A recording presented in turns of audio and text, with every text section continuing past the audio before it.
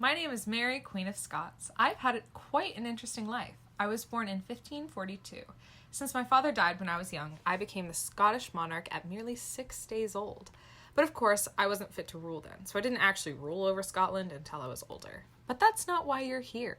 You're here to learn about my death and the events leading up to it. But a bit of backstory first. My cousin, Elizabeth I, was Queen of England. Elizabeth and I were civil, however, there was a divide between us due to my Catholic upbringing and her Protestant one. Additionally, the Catholic Church didn't see her as the legitimate heir to the throne, as her father, King Henry VIII, and her mother, Anne Boleyn's marriage wasn't recognized by the Church as legitimate.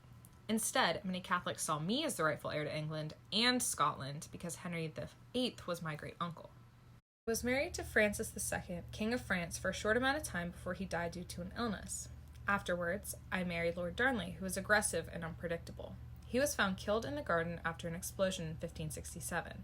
Shortly after, I married James Hepburn, Earl of Bothwell, which was frowned upon by the Scottish nobility as well as the Protestant and Catholic Church due to his seeming involvement in the death of my second husband.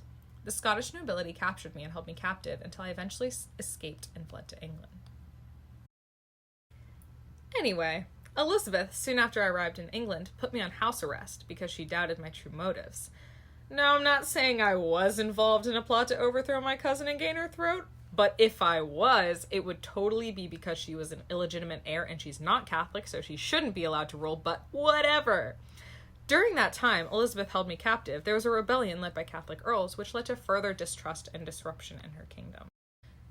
You see, Elizabeth was always a little bit paranoid. I understand that, seeing that I was the real heir to the English throne. She always saw me as a threat, but I never knew she would go so far as to kill me. I remember my execution day as if it were yesterday, even though it was in 1587, so not even close. Since my cousin held me captive for 18 years, of course I wanted out. A fellow Catholic named Anthony Babington sent me a letter with a proposal to assassinate Elizabeth. But when I was accused of correspondence with him, Elizabeth felt she had to kill me in order to assure that she had the crown.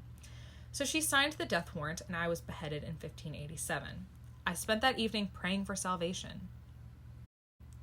On my final day, I was taken to the executioner's block. My dude straight up missed with the first swing and hit the back of my head. The second time did it though. Rumor has it that as the executioner held up my head for the crowd, it straight up fell out of the wig, literally snatched. Well, this has been Draw My Death. Thank you for tuning in. Please like and subscribe. Smash that bell icon so that you get a notification every time I upload. This has been Mary, Queen of Scots, NBC News.